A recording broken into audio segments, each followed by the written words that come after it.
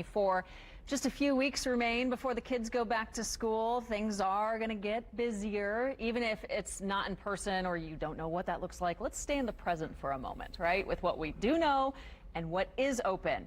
It's always been the outdoors. Christy Howard Schultz from Indianapolis Moms is with me this morning, and you've really enjoyed the season with your family. So much so that you have some advice and also maybe some inspiration to get people outside in that fresh air. Yeah, I know it's hot today, but it has been nicer lately. It's been that perfect time of year, not too hot, not too cold, not too humid. It doesn't last long. And I think this situation for our family, we've gotten outside a lot earlier in the season. So we even started camping in March, which we would have never done had it not been for the virus, but we've noticed a lot of benefits. So those include soaking up the sun.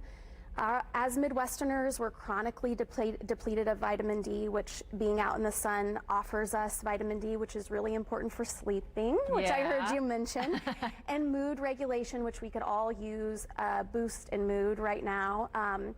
It's offered our family a chance to move our body, right? So like, I love to go to the gym, but the gym has been closed, or I might still be fearful of re-entering that phase of life. And so being outside, we've been active, we've had exercise. It helps young children with emotional regulation because you're using not only your five senses, but also proprioception, so those push-pull muscles of riding a bike, walking in water.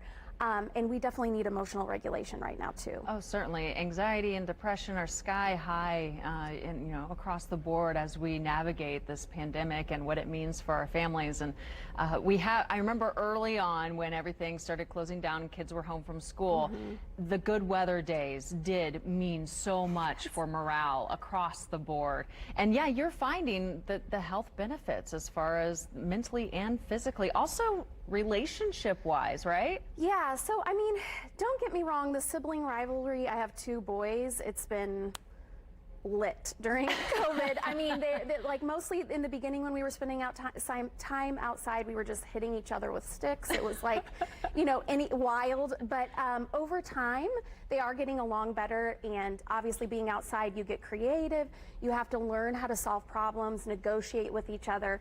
And then the best thing I think is that we really live in a society where we have a lot of structure. So having that unstructured time, giving them a little bit longer leash, that's what we call it in my family, where you have more autonomy, more freedom. It offers them the opportunity to take risks that they weren't able to take before. And so, failing teaches us sometimes even more than succeeding. And so it might be scary to climb a tree, but then you learn you can do it. Or if you fall off, you learn what you need to do next time. And those are life skills that translate into, doing something like this, which was all new for me when I did it. Don't be afraid, try something new.